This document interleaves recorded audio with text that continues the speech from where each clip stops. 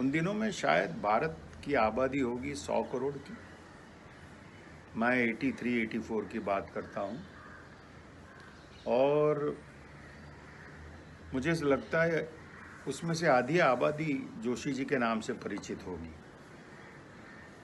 क्योंकि उनकी जो सीरियल ये जो है जिंदगी, नया नया नेशनल टेलीकास्ट शुरू हुआ था और पूरे भारत पे वो सीरियल छा गई थी।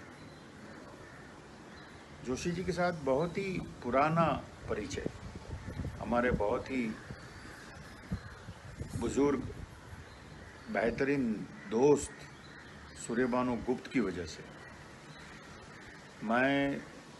मुझे याद है 79 में दिल्ली से मुंबई मेरी लीव फेयर कंसेशन, तब बैंक में मैं नौकरी करता था, और लीव फेयर कंसेशन में फर्स्ट क्लास में पहली बार बैठ के दिल्ली से मुंबई आ रहा था। तो मैंने पूरे फर्स्ट क्लास के कंपार्टमेंट को हिला दिया था हंस हंस के। जोशी जी का एक नाटक, एक था गधा उर्फ अलादाद खां, वो पढ़ते पढ़ते धर्मयुग में वो छपा था। पागल कर दिया था मुझे वो नाटक में। जोशी जी के साथ 4-5 हिंदी हास्य कवि सम्मेलनों में भी मुझे एंकरिंग करने का मौका मिला है। जो कविता में प्रास की मदद के साथ कवि नहीं कर सकते थे, वो जोशी जी प्योर प्रोज में, केवल गद्य में चमत्कार खड़े करते थे। ऐसी हस्ती को मुझे बशीर बद्र साहब का एक शेर अर्ज करना है कि चमकती है कई सदियों में आंसुओं की ज़मी, गज़ल के शेर कहाँ रोज़ रोज़ होते हैं। ऐसे हमारे सबके बहुत ही प्यारे लाडले दुलारे जोशी जी, शरद जोशी जी की एक अद्भुत रचना, वो माशाल्लाह पढ़ते थे ये रचना, तो मैंने गुजराती में ट्रांसलेट की है, वो आप सबके साथ वो शेयर करना चाहता हूँ। गौर फरमाइएगा। गुजराती भाषा में अनुवादित कृति होने के बावजूद भी क्या शरद जोशी का चमत्कार लुत्फ दे रहा है, वो मैं आपसे शेयर करना चाहता हूँ। शरद जोशी એમના એક અદ્ભુત હાસ્યલેખ આસનસોલમાં એક સર્વથા દબાયેલો રહેતો ભારતીય પતિ જિંદગીમાં એકાદ વખત વિપ્લવનું રણશીંગું ફૂંકી ને કારણ આપ્યા વગર આસનસોલ નામની એક લગભગ બિનહયાત જગ્યાએ જવાનું નક્કી કરે છે। ભારતીય પતિઓની હાલવા ડોલવાની આઝાદીનો એક ગૌરવશાળી અધ્યાય। આસનસોલ। મેં મારી પત્નીને કહ્યું હું આસનસોલ જઈશ। કેમ? એણે પૂછ્યું। કેમનો શું અર્થ? શું હું આસનસોલ ન જઈ શકું? આસનસોલ ન જવાવું જોઈએ? લોકો આસનસોલ નથી જતા શું? મારે કોઈ પ્રતિબંધ છે કે આસનસોલ જવા ઉપર?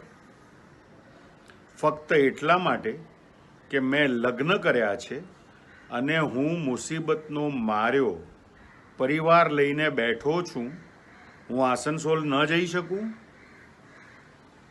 મને ખાતરી જ હતી જેવી મેં આસનસોલ જવાની વાત કરી કે તું મોઢું ફાડીને કહેવાની જ છે। કેમ? હદ છે। મેં તો માત્ર એટલું પૂછ્યું કે કેમ જાઓ છો? પત્ની બોલી। એ જ मतलब કેમ એટલે કેમ જાઓ છો? અગર કોઈ માણસ આસનસોલ જવા માગતો હોય તો એ જરૂરી છે કે કહે એની પત્નીને કે કેમ જવા માંગે છે? કમાલ છે। એક માણસ સ્ત્રીને પૂછ્યા વગર આસનસોલ નથી જઈ શકતો? હું તમારી પત્ની છું અને આટલો તો મારો હક છે બહુ ચિંતા થઈ રહી છે તને તારા હક્કોની. કેમ? ક્યાં લખ્યું છે શાસ્ત્રોમાં કે કાયદાની ચોપડીઓમાં કે પતિ આસનસોલ જાય તો પત્ની એને પૂછી શકે છે કે કેમ જાય છે? લખ્યું છે ક્યાંય? એક વાત તું સારી રીતે સમજી લે, ભારતીય પતિઓને પણ હાલવા ડોલવાની આઝાદી છે. અમે ભલે પરણેલા હોઈએ, હાલી ડોલી તો શકીએ જ છીએ. અમે ખિલ્લાથી બંધાયેલા નથી, અને બંધાયેલા પણ હોઈએ તો અમારા ખિલ્લાની રસ્સી ઠેઠ આસનસોલ સુધી તો જઈ જ શકે છે. હા, પણ આસનસોલમાં તમારે કંઈ કામ હશે એટલે જ જાઓ છો ને. હું તો માત્ર એટલું જ પૂછું છું કે ફરી પાછી એ જ વાત, કેમ જઉં છું? કહું તને કેમ જઉં છું? ખબર છે? મારા બાપાએ કહેલું મને મરતી વખતે કે અગર મરદનો બચ્ચો હોય ને તો એકવાર બૈરીને પૂછ્યા વગર આસનસોલ જઈ આવજે. હું તો ન જઈ શક્યો તારી માને લીધે. સાંભળવું છે કેમ જઉં છું? ત્યાં છુપો ખજાનો છે, ખોદવા જઉં છું એને. તારી શોક્ય રહે છે ત્યાં, એની સાથે પ્રેમના પેચ લડાવવા જઉં છું. એક માણસ આસનસોલ જવા માગે છે, જાય છે. અમેરિકન ટુરિસ્ટ આગ્રા જાય છે, એને કોઈ શાહજહાં આવીને સપનામાં કહે છે કે તાજમહેલ જુઓ. એ પોતે નક્કી કરે છે, જેમ મેં નક્કી કર્યું છે કે હું. અમેરિકન ટુરિસ્ટો પત્નીઓને સાથે લઈ જાય છે. એ બોલી. ખોટી વાત. કોઈ જરૂરી નથી કે તાજમહેલ જાઓ તો પત્નીઓને સાથે લઈ જાઓ. મેં જોયા છે મૂરખ ભારતીય પતિઓ આગ્રા જાય તો પત્નીને પણ ટીંગાડીને લઈ જાય. ખરેખર તો દરેક ભારતીય પતિએ જીવનમાં 2 વખત આગ્રા જવું જોઈએ. એક, લગ્ન પછી તરત જ તાજમહેલ જોવા, અને બીજું એ જ્યારે 2 બચ્ચાનો બાપ થઈ જાય ને ત્યારે આગ્રાના પાગલખાનામાં ભરતી થવા. હું આગ્રા નથી જતો, હજી એ નોબત નથી આવી. હું આસનસોલ જઈ રહ્યો છું. પણ આસનસોલ જ કેમ? આસનસોલ કેમ નહીં? શું પતિ આસનસોલ જઈ શક્યો કે એણે શરણાગતિ સ્વીકારવી પડી? શું આસનસોલને બદલે ઉત્તરસંડાનો પર્યાય યોગ્ય છે? શું આસનસોલમાં હજી આસનસોલપણું યથાવત છે? શું ખરેખર આસનસોલ રેડિયો પર આવતી ફૌજી ભાઈઓની ફરમાઈશો પૂરતું જ છે? શું આસનસોલ છે કે નહીં? પત્ની: આસનસોલ કેમ? આસનસોલ જ કેમ? પતિ: આસનસોલ કેમ નહીં?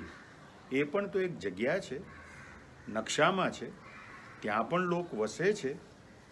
એ વાત સાચી છે કે આસનસોલ કલકત્તા કે મુંબઈ નથી, પણ આસનસોલ છે. ઠાઠથી આસનસોલ છે. તું ત્યાં જાય કે ન જાય એથી એના આસનસોલ હોવામાં કોઈ કમી નથી આવવાની. આસનસોલથી ઘણી સારી બીજી કેટલીય જગ્યાઓ છે. પત્ની બોલી. હશે, તારાથી ઘણી સુંદર સ્ત્રીઓ છે, પણ હું એ બધાનો પતિ નથી થયો.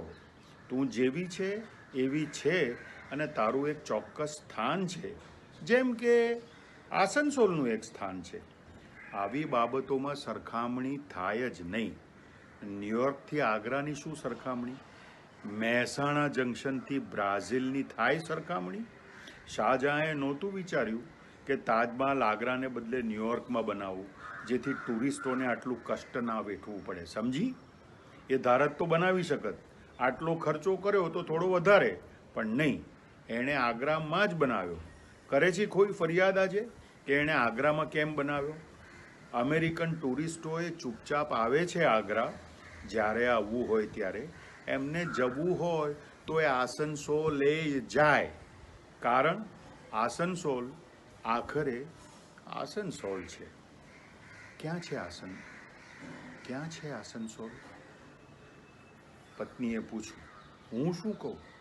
મને પોતાને ખબર નહોતી કે આસનસોલ ક્યાં આવ્યું. પણ હવે જંગ છેડાઈ ગઈ હતી અને હું ઝૂકી નહોતો શકતો. મેં કહ્યું ઉફ, આ લોકોને એ ખબર નથી કે આસનસોલ ક્યાં છે. આ દેશ ક્યારેય ઉન્નતિ નહીં કરી શકે. આ ગવર્મેન્ટ ચાલે જ નહીં. તારું ચાલે તો તું કાલે એમ પૂછે કે મહેસાણા જંકશન ક્યાં છે, બ્રાઝિલ ક્યાં છે. એક લાંબી ખામોશી પથરાઈ. પછી એણે ધીરેથી પૂછ્યું, ક્યારે જાઓ છો આસનસોલ?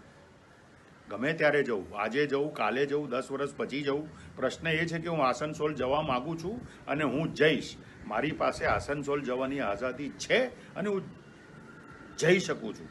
માણસ ચાંદ પર જાય છે ને હું એક આસનસોલ નથી જઈ શકતો. એ ચૂપ રહી, પણ એના મોઢામાંથી એટલું નીકળ્યું નહીં કે હા, તમે આસનસોલ જઈ શકો છો.